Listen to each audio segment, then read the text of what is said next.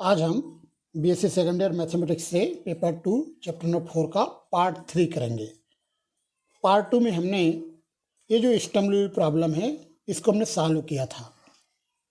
ये हमारा Sturm Liouville problem है और इसको हमने सॉल्व करके आइगन वैल्यूज़ और आइगन फंक्शन हमने फाइंड आउट किया था। आज हम एक सेकंड क्वेश्चन सॉल्व करेंगे। दोनों क्वेश्चन सेम है लेकिन यहाँ कंडीशन अलग अलग दिया गया है। यहाँ पर y ऑफ 0 इक्वल टू 0 दिया है, यहाँ भी y ऑफ 0 इक्वल टू 0 है, लेकिन यहाँ y of pi is equal to 0 दिया है, यहाँ y dash pi by 2 is equal to 0 दिया गया है। तो ये जो सेकंड स्टर्म लिउविल प्रॉब्लम है इसको हम सॉल्व करेंगे और eigen values and eigen function हम फाइंड आउट करेंगे, मतलब आइगन मान तथा आइगन फलन हम ज्ञात करेंगे। तो हम स्टार्ट कर रहे हैं सेकंड क्वेश्चन का सलूशन। चलिए, given equation is d square y upon d x square plus lambda y equal to 0। ये हमारा दिया गया समीकरण है। अब यहाँ पर लेमडा का वैल्यू हमें पता नहीं है तो हम यहाँ पर लेमडा की अलग अलग वैल्यूज लेंगे।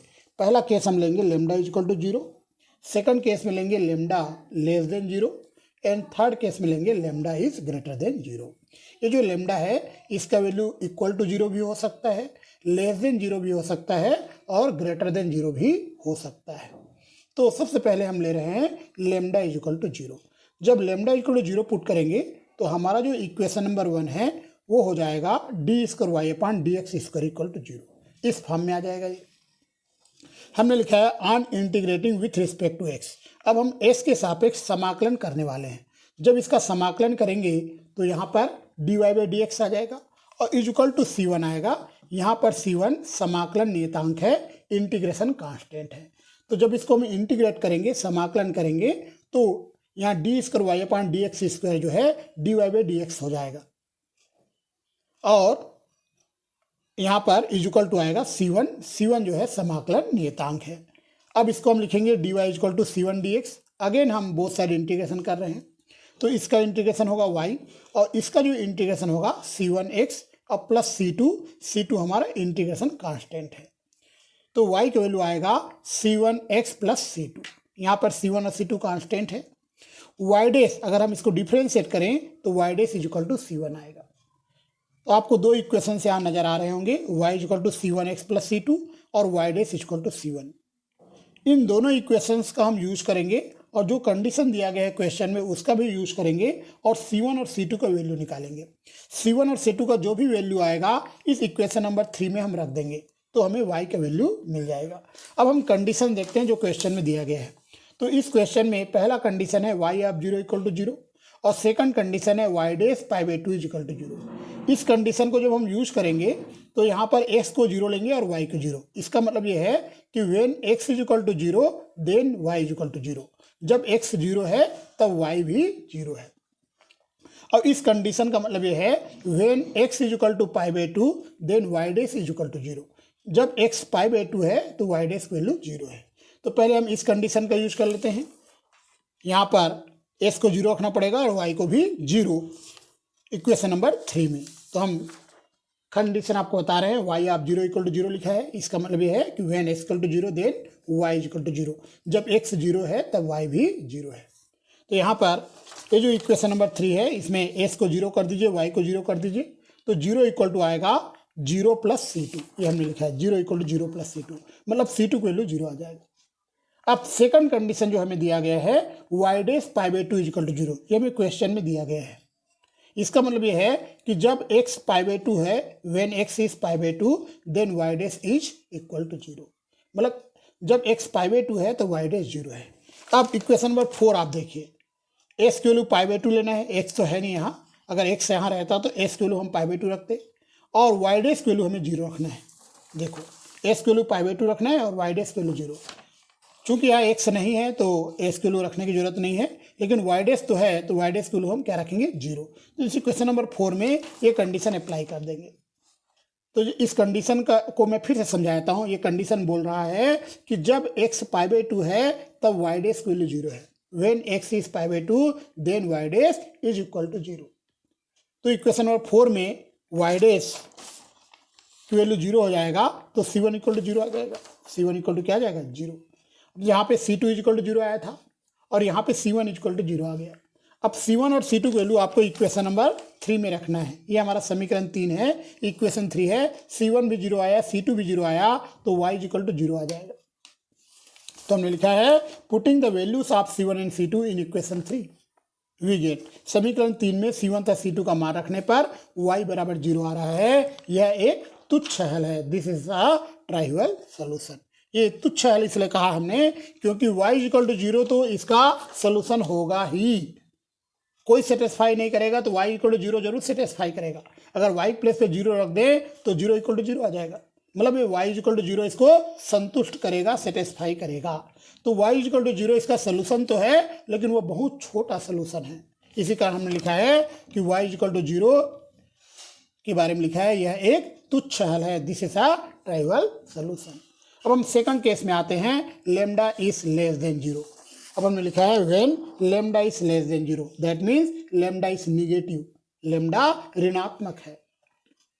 तो लेमडा इज को हमने मान लिया माइनस अल्फा स्क्वायर, जहाँ पे अल्फा स्क्वायर पॉजिटिव है, क्योंकि लेमडा को लेस देन 0 लिए है, लेमडा को निगेटिव वैल्यू लेना है, तो हमने लेमडा इज को मान लिया है minus alpha square.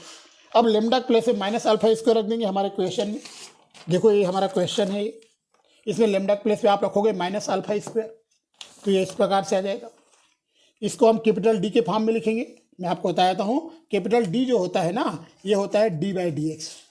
D by D x को ही कैपिटल डी कहते हैं, याद रखना, ठीक है। तो d square y by D x square है, तो आएगा d square y minus alpha square y equal to 0।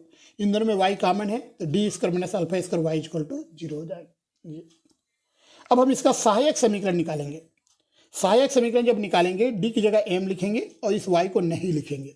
मतलब इसका सहायक समीकरण आएगा m square minus alpha square equal to 0। मतलब एम की दो वैल्यू आ जाएंगे, प्लस माइनस अल्फा, अल्फा और माइनस अल्फा। अब एम की वैल्यू पर डिपेंड करेगा कॉम्प्लीमेंट्री फंक्शन, जिसको हम कहते हैं सी एफ। तो यहाँ पर हमारा जो कॉम्प्लीमेंट्री फंक्शन होगा सी एफ होगा, वो होगा C1 ई की power alpha x plus C2 ई की पावर माइनस अल्फा एक्स। चूंकि एम की दो वैल्यू अल्फा और माइनस अल्फा है, तो सी एफ इस फॉर्म में आएगा।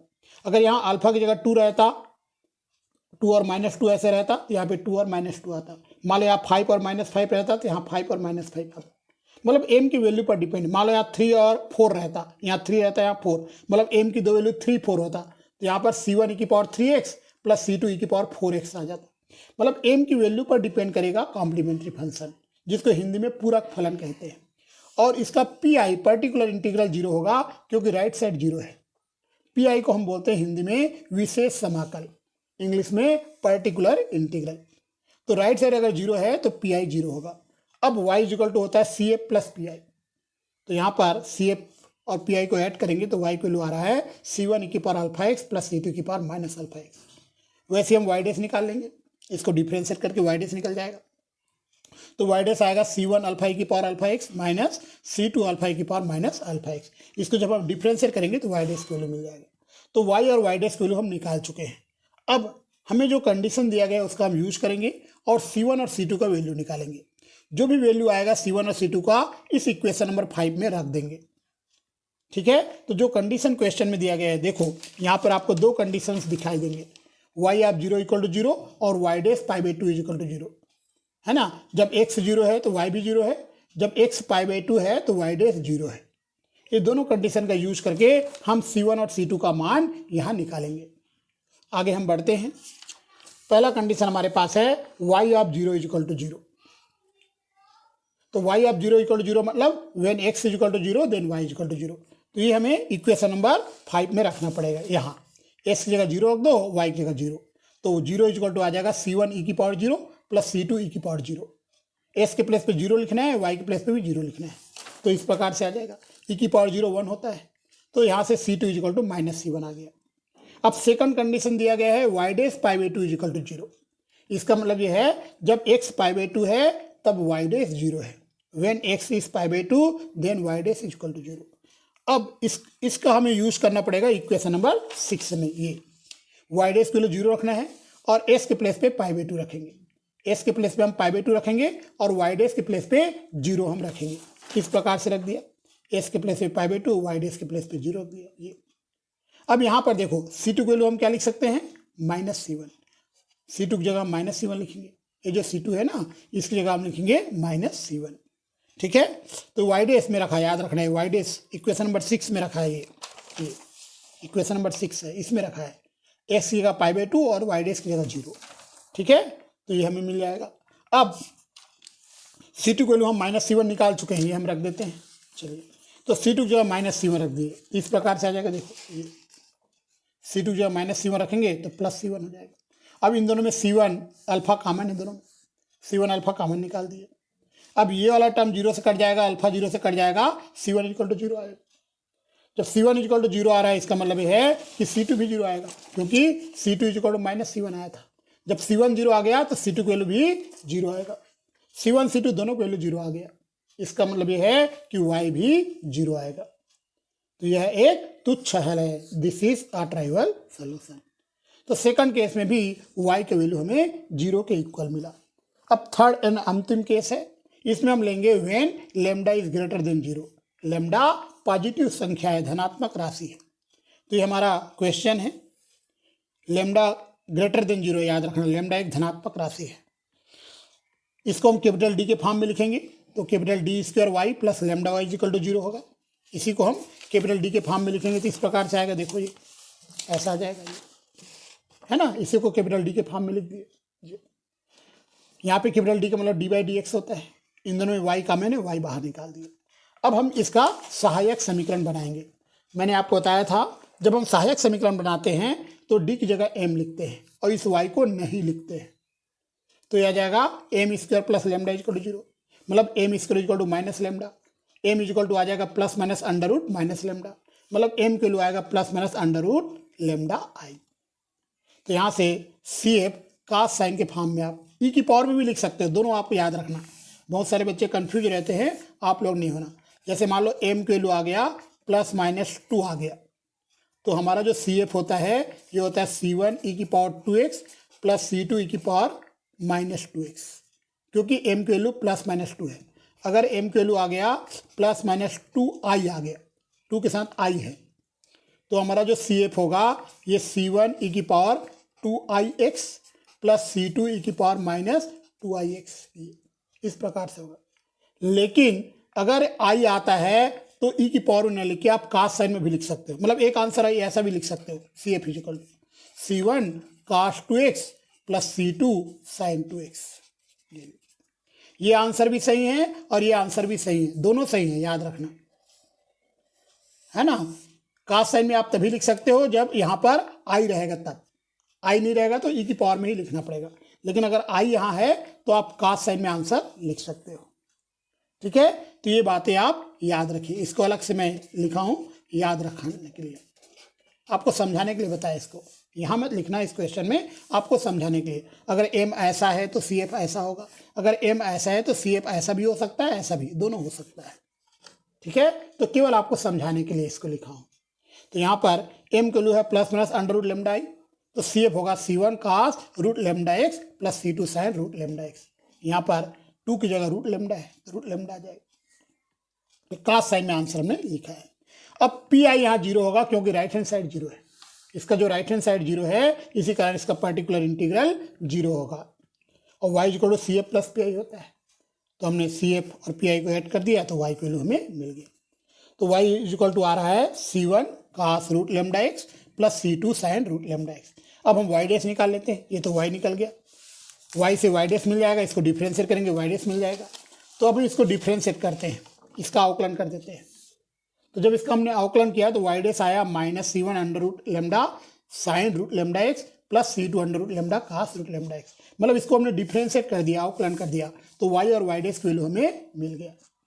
अब हमें जो कंडीशन दिया गया है उस कंडीशन से C1 C2 की वैल्यू निकालेंगे।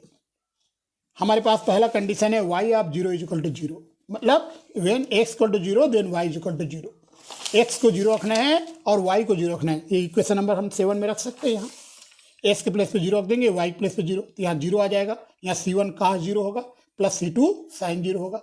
x की जगह 0 लेना है, y की जगह भी 0 लेना है, इस कंडीशन के अकॉर्डिंग ये हमें क्वेश्चन में दिया गया है।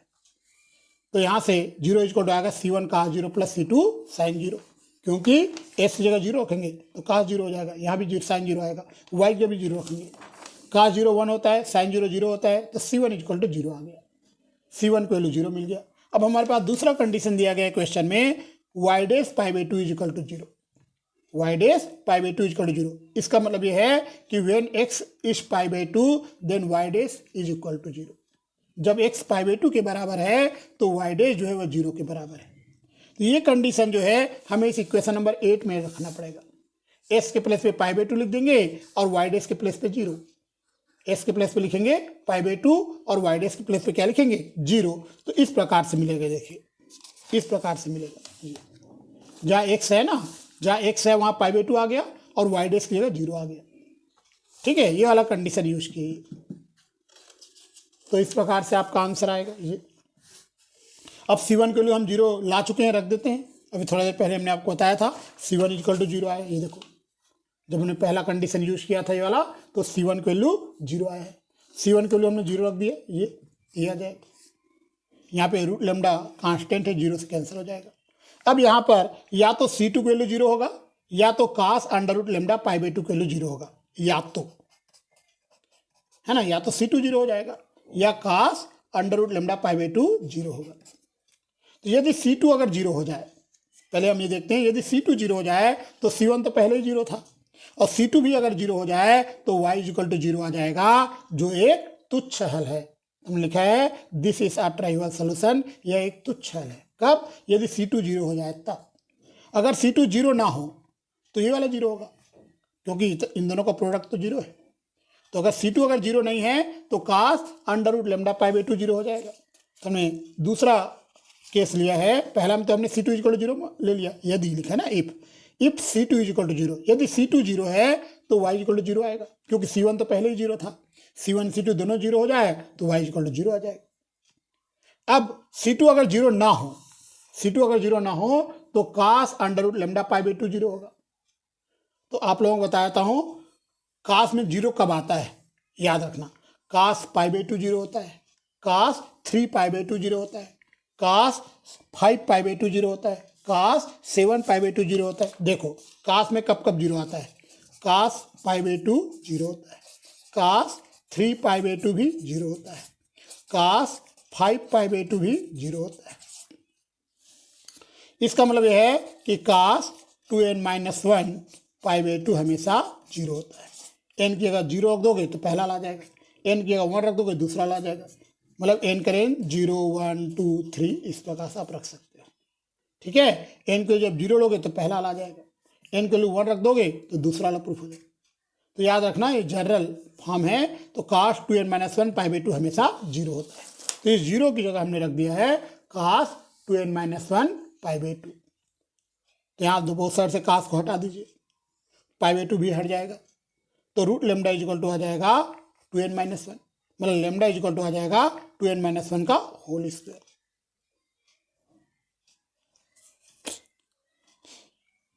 अब n के वैल्यू आप रखिए 0 1 2 3 या 1 2 3 4 5 ये सब रखते जाइए। ठीक है, n के वैल्यू 1 रखेंगे, सॉरी इसमें n के वैल्यू 1 रखेंगे ना तो पहला वाला मिलेगा, n के 1 रखेंगे तो पहला वाला मिलेगा, n के वैल्यू 2 रखेंगे दूसरा वाला मिल जाएगा, n के वैल्यू 3 रखेंगे तीसरा वाला मिल जाएगा। ठीक है, n की वैल्यू हमें 1 से स्टार्ट करना है, 1 2 3 4। 1 रखेंगे तो क्या आ जाएगा 2-1, मतलब कास पाई बाई 2 आ जाएगा पहला वाला। जब n के प्लेस पे 2 रखेंगे तो कास 3 पाई बाई 2 आएगा, n के प्लेस पे 3 रख देंगे तो कास 5 पाई बाई 2 आ जाएगा। मतलब n की वैल्यू आप 1 2 3 4 रखते जाइए, ये सारे रिजल्ट आपको मिलते जाएंगे। तो यहाँ पर अब हम n के वैल्यू 1 2 3 4 रखते जाते हैं। तो लेमडा का वैल्यू आएगा 1 स्क्वायर 3 स्क्वायर 5 स्क्वायर 7 स्क्वायर, ये कहलाते हैं आइगन वैल्यूज, जिसको हम आइगन मान कहते हैं। अब हम निकालेंगे आइगन वेक्टर्स, नहीं आइगन फंक्शन, सॉरी। तो y इक्वल टू ये था हमारा इक्वेशन नंबर 7। यहाँ C1 0 हो चुका है।